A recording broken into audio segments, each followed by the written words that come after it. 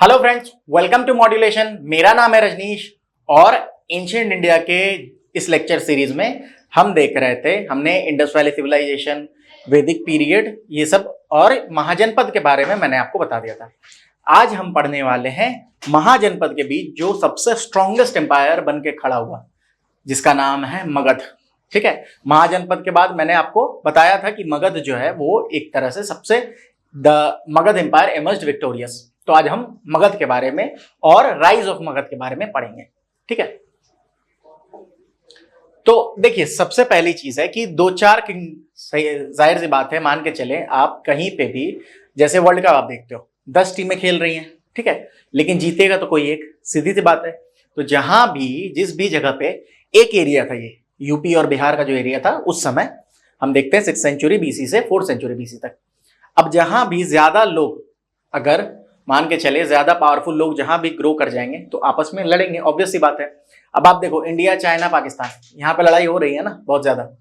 तो वही चीज वहां भी हुई कि अब 16 महाजनपद थे, है ना, तो ये जो है ना अब एक दूसरे से कॉन्स्टेंटली टसल में रहते थे। 4 इनमें मोस्ट प्रोमिनेंट थे, वो थे काशी, कोसल, मगध, वज्जी। वज्जी जो है वैशाली, मैंने बताया था first Republic of the world. ये जो कन्फेडरेसी थे ये बहुत ज्यादा सिग्निफिकेंट थे 6th सेंचुरी बीसी में। फाइनली क्या हुआ, जितनी भी मार कुटाई जो भी हुई, उसके बाद झगड़े के बाद 100 साल तक लड़ाई चली है, कोई 1-2 साल की लड़ाई नहीं थी, 100 साल तक लड़ाई चली। फाइनली मगध जो है वो एक seat of power, prominent place वो अक्वायर करके बैठ गया। मगध बिकेम इमर्ज्ड विक्टोरियस और वही सबसे पावरफुल निकला। और इसीलिए आज हम मगध पढ़ रहे हैं, सीधी सी बात है। कोई और अगर पावरफुल होता तो उसे पढ़ रहे होते हैं। सीधी history is always the story of the winners, ये हमें बताया जाता है ना। हालांकि अब और भी तरीके से देखा जाता है हिस्ट्री को, अप्रोचेस बहुत तरह से हैं, बट वो जनरली क्या है, हिस्ट्री रिकॉर्डेड हिस्ट्री जो है, मतलब कि जो स्टोरीज हैं विनर्स के, उनको हमने रिकॉर्ड कर रखा है और वही हिस्ट्री बन जाती है। जैसे मगध के बारे में आज हम देखेंगे। तो अब एक चीज है, सोचो आप कि इतने सारे किंगडम्स के बीच में, इतने सारे महाजनपद के बीच में मगध ही क्यों ग्रो कर पाया, बाकी कोई और क्यों नहीं ग्रो कर पाया? कुछ तो रीजंस होंगे ना। तो मगध के ग्रोथ के कुछ रीजंस थे। सबसे पहला रीजन था स्ट्रैटेजिक ज्योग्राफी। स्ट्रैटेजिक ज्योग्राफी बोलने का मतलब, जैसे कि अगर कोई लोकेशन है जो कि अपनी लोकेशन की वजह से बाकी जगहों से सेफ रहे तो उसे स्ट्रैटेजिक ज्योग्राफी या स्ट्रैटेजिक लोकेशन कह देते हैं। जैसे कि आप देखते हो ना कि जो बॉर्डर एरियाज हैं उनको स्ट्रैटेजिक पॉइंट क्यों बोला जाता है? क्योंकि वो बहुत इंपॉर्टेंट है। ठीक है, आपको यूएस के बारे में मैं एक चीज बताऊं, यूएसए को जो सबसे बड़ा एडवांटेज माना जाता है, मतलब apart from all those things कि वहां पे लोग मतलब कि इतनी ज्यादा एजुकेशन पे फोकस है, एक्सेट्रा एक्सेट्रा, एक बहुत इंपॉर्टेंट चीज है, नो हॉस्टाइल एनिमी। यूएस का जो एनिमी है, मतलब कि बगल में जो नेबर्स है ना, नो हॉस्टाइल नेबर, सॉरी, जो नेबर्स है कनाडा, मेक्सिको वगैरह, हॉस्टाइल नहीं है। यहाँ इंडिया में देखो चाइना है और एक तरफ पाकिस्तान है, दोनों के दोनों हॉस्टाइल है। ठीक है, बांग्लादेश भी कभी कर ही देता है ऐसे काम। तो इसके पास जो इसकी जो लोकेशन थी वो बहुत इंपॉर्टेंट है। क्यों? ये जो एरिया है ना, राजगीर और पाटलिपुत्रा, जो प्रेजेंट डे पटना है, वो जो एरिया है एक्चुअली उसी एरिया में मगध का कैपिटल हुआ करता था। और स्ट्रैटेजिक ज्योग्राफी क्यों है? क्योंकि 3 साइड में it is bound by water on 3 sides. कौन कौन साइड से? एक तो गंगा, सोन, चंपा। देखिए आप जब बिहार को पढ़ते हो तो लैंडलॉक्ड पढ़ते हो कि लैंडलॉक्ड जो है जगह है, वाटर रिसोर्सेज चारों तरफ नहीं है। बट क्या है कि अंदर में जो नदियां बहती हैं, तो पूरे बिहार में मगध कंट्रोल नहीं था, छोटा सा इलाका था, मतलब वो कंट्रोल वहीं उसी एरिया में था। लेकिन जो अगर सीट ऑफ पावर बोले तो वो था पाटलिपुत्रा। ठीक है, पाटलिपुत्रा और राजगीर, और इनके तीनों तरफ ना पानी जो स्ट्रीम्स थे, रिवर्स थे, कौन कौन से? गंगा, सोन, चंपा। और जो सदर्न साइड में है आप आओगे तो विंध्यान जो रेंज है ना वो स्टार्ट हो जाता है। तो इनके पास एक ऐसा लोकेशन था जहां पे कि जो एनिमी है वो पेनिट्रेट नहीं कर पाता था। दूसरी चीज, अबंडेंस ऑफ रिसोर्सेज। मैंने आपको बताया कि जैसे आज के डेट में आप जियो का डेटा यूज करके आराम से यूट्यूबर बन सकते हो, है ना। आपके पास बहुत सारे, मतलब कि बहुत सारा आपके पास अपॉर्चुनिटी है, कुछ भी आप बन सकते हो। ठीक है, आप जो है फूड जॉइंट स्टार्ट कर सकते हो। लेकिन उस समय में, मगध के एरा में, जो मेन सोर्स ऑफ इनकम था या मेन जो सोर्स ऑफ इकोनॉमी थी वो क्या थी? एग्रीकल्चर। तो जहां एग्रीकल्चर अच्छा होगा वो एरिया ज्यादा प्रॉस्परस और अबंडेंट हो जाएगा, इकोनॉमिकली बहुत ज्यादा प्रॉस्परस होगा। तो मगध के पास ये फायदा था कि ये बहुत फर्टाइल लैंड थी। आज भी जो बिहार का एरिया है वो बहुत फर्टाइल है। रीजन, जो नदियां बहती हैं वो अपने साथ जो है, एक तो सिंचाई बहुत अच्छे से हो जाती है, पानी की कमी नहीं है। दूसरी बात, बाढ़ तो आती रहती है ना, आपको पता ही है। और दूसरी बात क्या है कि वहां पे सिंचाई के साथ साथ जमीन भी जो है वो भी उपजाऊ है, क्योंकि जब बाढ़ वगैरह आती है ना तो वो बहुत ज्यादा मिट्टी लेके आती है अपने साथ, जो कि जलोढ़ मिट्टी जिसको कहते हैं, खद्दर भांगर वगैरह। तो ये जो मिट्टियां होती है ना ये बहुत उपजाऊ है, तो ये उस समय भी उपजाऊ थी, तो वहां पे एग्रीकल्चर बहुत फ्लरिश कर रहा था। तीसरी चीज, इनके पास एलिफेंट्स बहुत ज्यादा थे, तो वॉर्स में इनको ये हेल्प कर रहा था। अच्छा, एलुवियल सॉइल के साथ साथ मैंने आपको बताया था ये पीरियड जो है ये आयरन एज पीरियड के अंदर आ जाएगा, क्योंकि अब आयरन का यूज बहुत फ्रीक्वेंट हो गया था, आयरन के यूज किए जा रहे थे, आयरन से टूल्स बनाए जा रहे थे। और उससे फायदा क्या होता था, खुदाई हो गई या फिर खेत को सींचना है, हल जैसे चलाते हैं ना, तो हल किस चीज का, आयरन का होता है ना, तो वो उन सब चीजों में इसने बहुत हेल्प किया इन लोगों को। ठीक है, और लास्ट जो बहुत इंपॉर्टेंट चीज है वो है service of competent, enterprising and ambitious rulers. Magadh के जो रूलर्स हुए वो बहुत ज्यादा एम्बिशियस थे, वो बहुत ज्यादा फार साइटेड थे, देखना मतलब वो चाहते थे कि हम कुछ अच्छा करें, अपने लोगों के लिए अच्छा करें, अपनी टेरिटरी को बढ़ाएं। जैसे आप बिंदुसार के बारे में पढ़ोगे, बिंबिसार के बारे में पढ़ोगे, अजातशत्रु है, अशोक के बारे में, चंद्रगुप्त के बारे में पढ़ोगे, चंद्रगुप्त मौर्य के बारे में। ठीक है, तो इन सब रीजन से जो है आपका मगध जो है वो बहुत ज्यादा राइज कर गया। ठीक है, अब देखिए मगध में कुछ डायनेस्टीज हुई। डायनेस्टी का मतलब कि डायनेस्टी उसे कहते हैं जब एक राजा के बाद दूसरा राजा, उसका बेटा जो है वो राजा बने, ये डायनेस्टी सिस्टम है। पॉलिटिक्स में बहुत बहुत यूज होता है, नेपोटिज्म आप सुन रहे होगे, हॉलीवुड बॉलीवुड में बहुत यूज हो रहा है, तो वही अगर किंगशिप में लगा दो तो वो डायनेस्टी हो जाती है। तो यहाँ पे मगध में बहुत सारे डायनेस्टीज हुई। अब देखो, कोई भी डायनेस्टी हो, जो भी इंसान या जो भी डायनेस्टी एक बार राइज करेगा तो वो कभी ना कभी डिक्लाइन होगा ही। मुगल एम्पायर जब थे ना, जब आप अकबर वगैरह थे, तब उस समय ना सोचा ही नहीं जा सकता था, इमेजिन नहीं किया जा सकता था कि ये भी डायनेस्टी खत्म होगी किसी दिन। Same goes with the British. British भी जब रूल कर रहे थे उन्हें लगा ही नहीं था कभी खत्म होगी, लेकिन everything is bound to come to an end. ठीक है, change is the unchanging nature of the universe. Change ही ऐसी चीज है जो चेंज नहीं होता। तो हर डायनेस्टी जो भी खड़ी हुई है वो कहीं ना कहीं गिरती जरूर है। तो उसी तरह बहुत सारे डायनेस्टी हम देखने को मिलते हैं इस मगध में। सबसे पहली डायनेस्टी थी हर्यंक डायनेस्टी, इसे हर्यंक कहते हैं, हर्यंक डायनेस्टी। ठीक है, हरा अंक नहीं पढ़ेंगे, हर्यंक पढ़ेंगे। पहले तीन को याद करने का मैं एक ट्रिक बता दे रहा हूं। ठीक है, पहले तीन डायनेस्टी हर्यंक, शिशुनाग, नंद। ह सी ना, ठीक है, हसीना।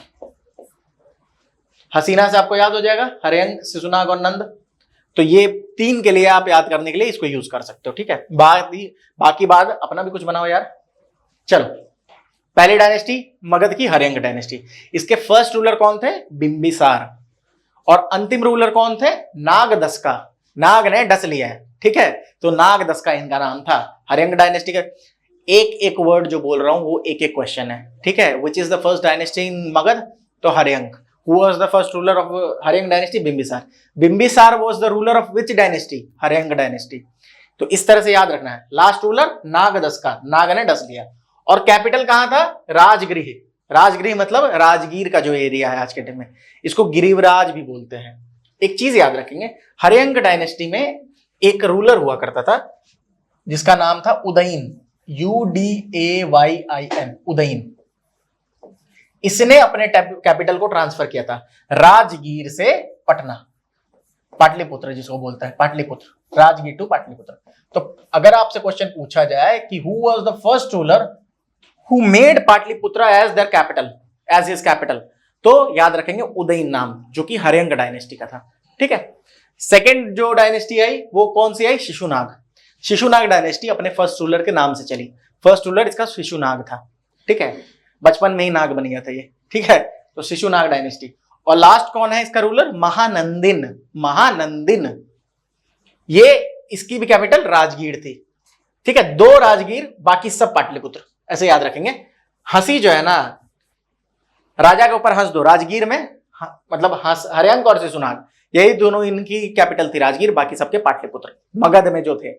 अब ऐसा मत बोल देना कि सर आपने बताया था तमिलनाडु का भी कैपिटल पाटलिपुत्र, वो नहीं, मगध एम्पायर में। फिर तीसरी डायनेस्टी आई नंद।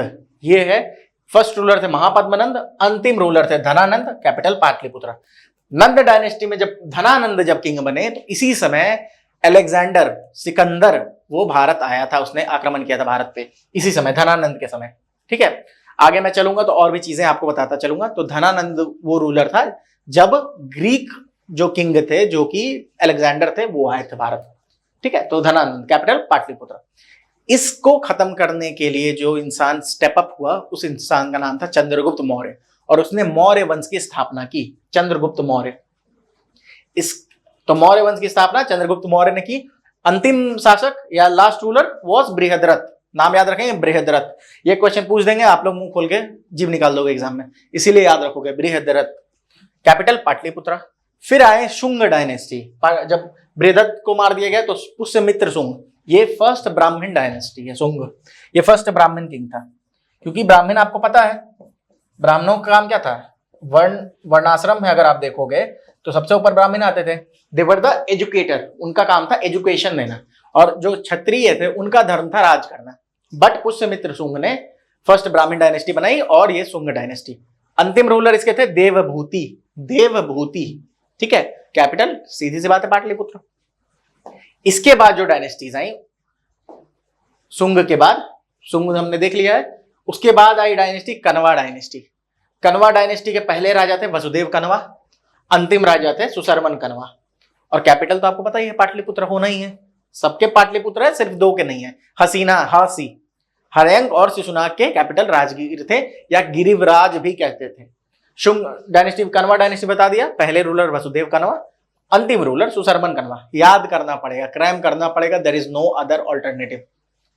मैं फॉल्स होप्स नहीं दूंगा कि आप ऐसे कर लो समझ लो, नहीं, ये याद करना पड़ेगा, बात खत्म। फिर आई गुप्त डायनेस्टी, गुप्त वंश के बारे में हम सुनते हैं, कॉइन्स वगैरह बहुत यूज हुआ, समुद्रगुप्त इसी में थे। तो फर्स्ट रूलर थे श्रीगुप्त, और अंतिम रूलर कौन थे, विष्णुगुप्त, कैपिटल पाटलिपुत्र। ठीक है, समुद्रगुप्त को नेपोलियन ऑफ इंडिया भी बोला जाता है। इट इज वेरी, मतलब क्या बोले, इट इज वेरी फार्सिकल, हंसने योग्य है। समुद्रगुप्त पहले हुए, नेपोलियन इतना बाद में हुआ। यार नेपोलियन को समुद्रगुप्त बोलो ना, समुद्रगुप्त को नेपोलियन ऑफ इंडिया बोल देते हैं। पाल डायनेस्टी, गोपाल फर्स्ट, और अंतिम थे गोविंदपाल, पाटलिपुत्र कैपिटल। तो ये थे हमारे डायनेस्टी जो कि मगध में जिसने रूल करा।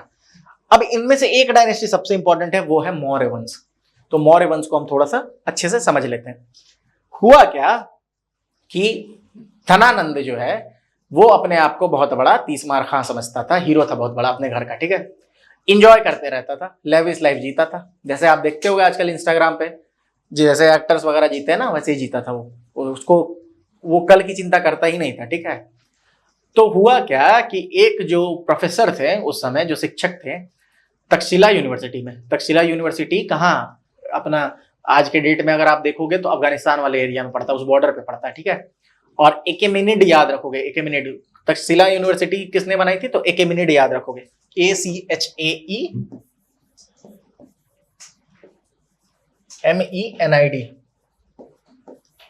ठीक है, तक्षशिला।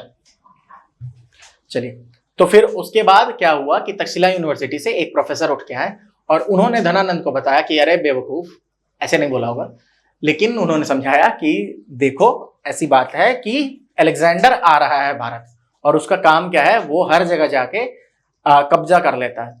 ठीक है, और वो कंट्रोल में ले लेता है हर चीज। अब उनको इतना दूर क्यों आना पड़ा, क्योंकि मगध ही सबसे स्ट्रॉन्गेस्ट, पूरा एम्पायर जो था उस समय इंडियन सब कॉन्टिनेंट में, Magadh was the strongest kingdom. तो वो मगध के राजा के पास आया, धनानंद ने उसकी बात सुनी और जाओ घर जाओ अपने, ऐसा कुछ नहीं हो रहा है। तो धनानंद ने उसकी बात नहीं सुनी और धनानंद ने उसको बेइज्जत कर दिया। तो चाणक्य जो है, जिसको हम कौटिल्य के नाम से भी जानते हैं, उसने एक कसम ली, प्रतिज्ञा ली, और उसने बोला कि मैं अपनी चोटी तब तक नहीं बांधूंगा जब तक धनानंद तेरी जगह पे किसी योग्य पुरुष को ना बिठा दूं।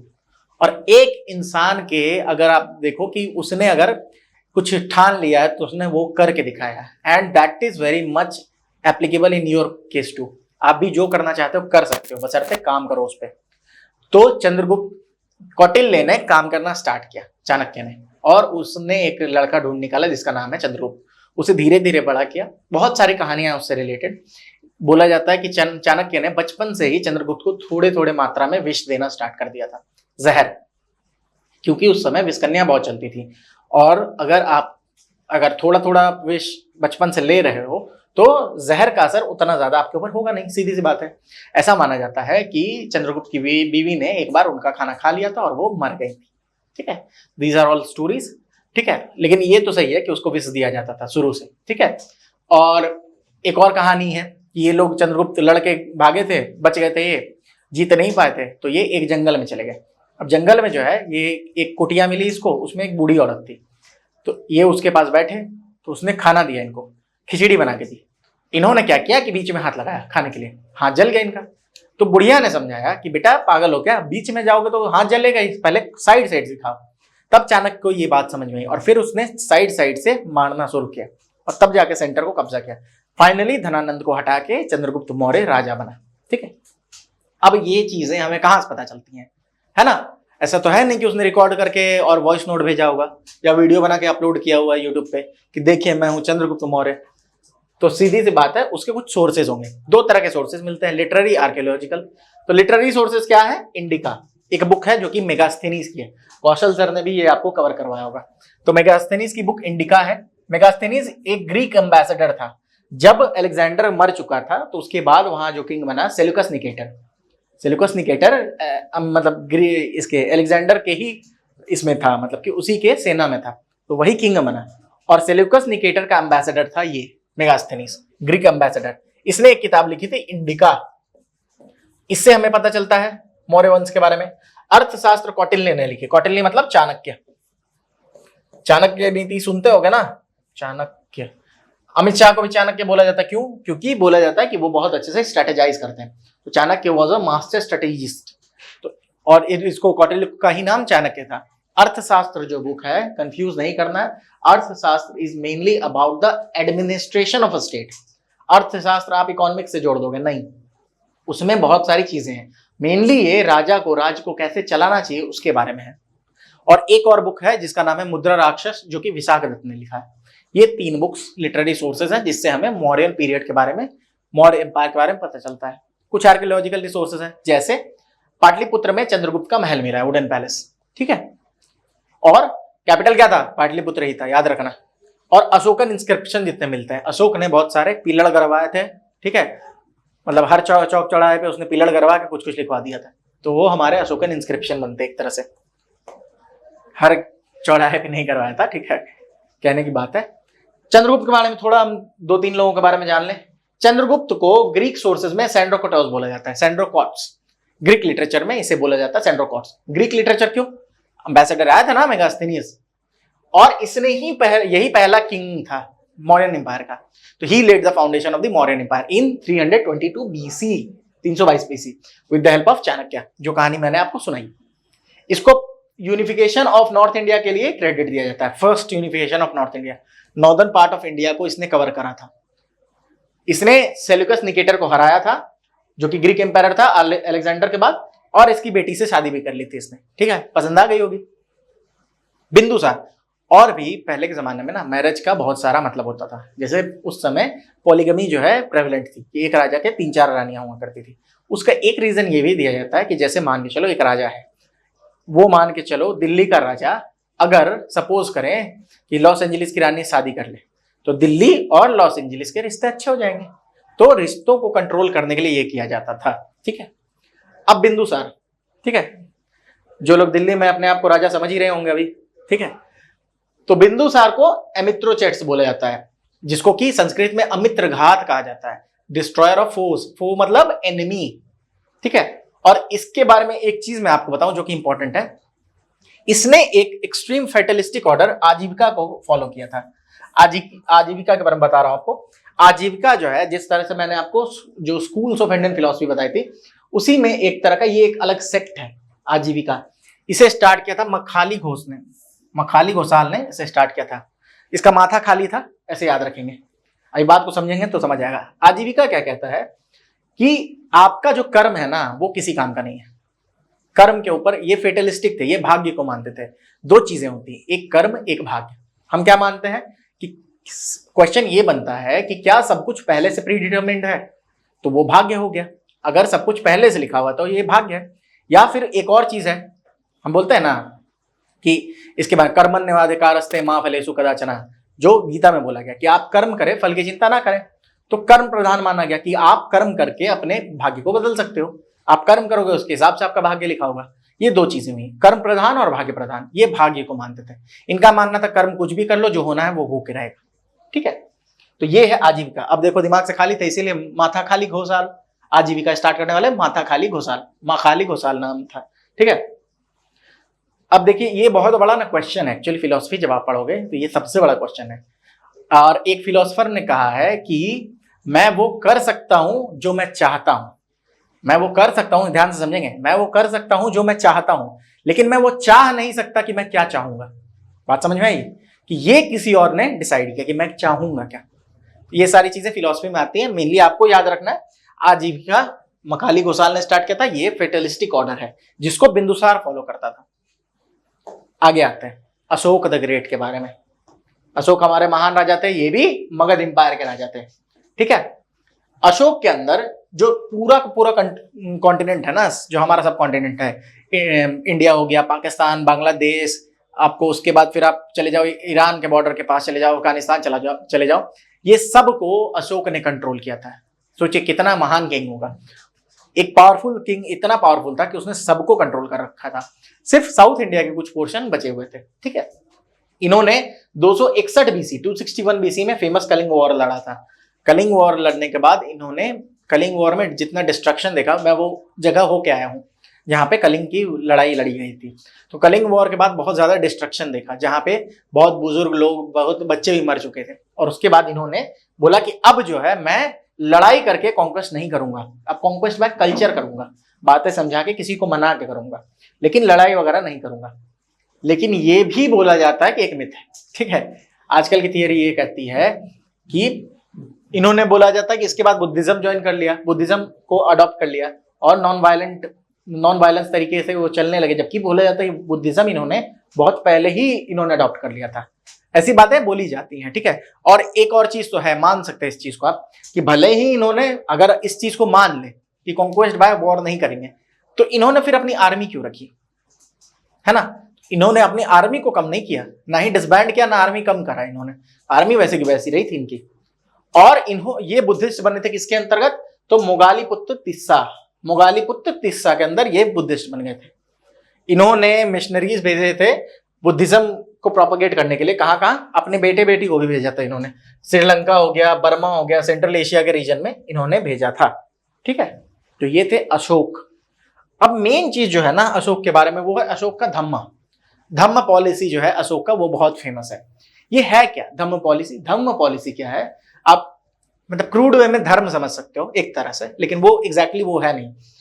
इनका अशोकन धम्मा ऐसी एक चीज है जो कि एक वे ऑफ लाइफ है।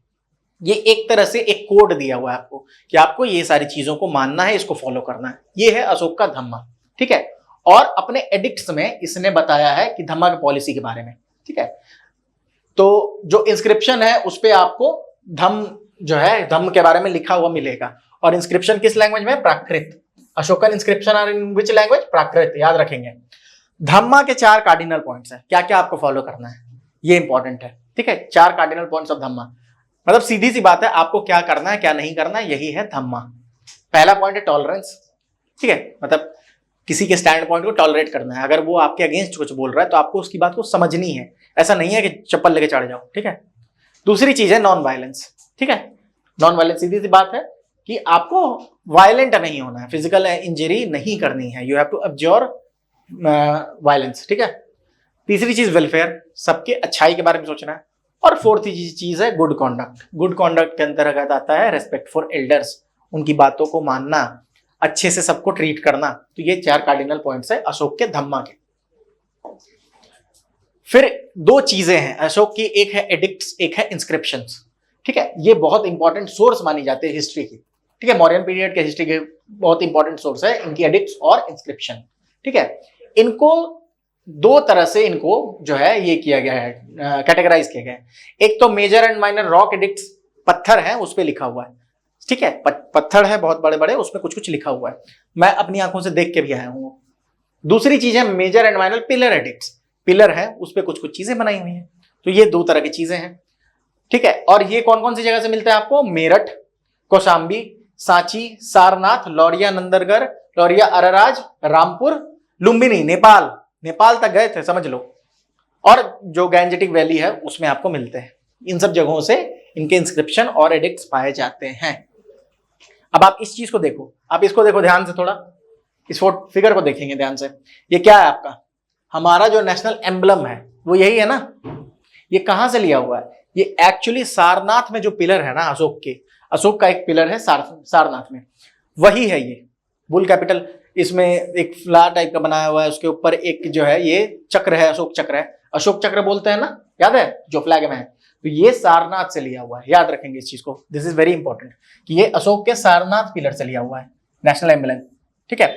और अशोक को दो चीज कहा जाता है, देवनम और पियदसी, कि जो देवों के प्रिय हैं, जिनको देव बहुत ज्यादा प्यार करते हैं, जो देव जिसको सबसे ज्यादा मानते हैं, वो है देवनम पिय। ये अशोक कहते थे, अशोक ने टाइटल एज्यूम किया था। और पियदसी, जिसकी आंखों में प्रेम हो सबके लिए। तो ये दो टाइटल अशोक ने अपने लिए ये अडॉप्ट किया था। तो this was about the rise of Magadh. जो इंपॉर्टेंट चीजें थी आपको मैंने मौर्यन पीरियड के बारे में बता दिया। देखिए सबसे इंपॉर्टेंट डायनेस्टी पूरे, अगर आप मगध को खंगालोगे तो आपको मौर्यन डायनेस्टी पड़ेगी। अब आप पढ़ना चाहो तो ऐसे तो हर्यंक भी उठा लो, शिशुनाग भी उठा लो, लेकिन आपके काम का है नहीं। कुछ मिसलेनियस चीजें होंगी जो कि मैं एक वीडियो लास्ट में लाऊंगा मिसलेनियस, उसमें सारे पॉइंट्स जो फैक्चुअल चीजें होंगी वो डिस्कस कर दूंगा। That will be more than enough for you. आपके एग्जाम के लिए इससे बाहर पढ़ने की जरूरत नहीं है। मैंने बार बार बोला है कि खास करके आपको एंशिएंट और मेडिवल में ज्यादा दिमाग नहीं लगाना है। आपको दिमाग लगाना भी है तो मॉडर्न में लगाओ, ठीक है। तो चलिए फिर मिलते हैं नेक्स्ट वीडियो में। Till then take care and keep on revising things.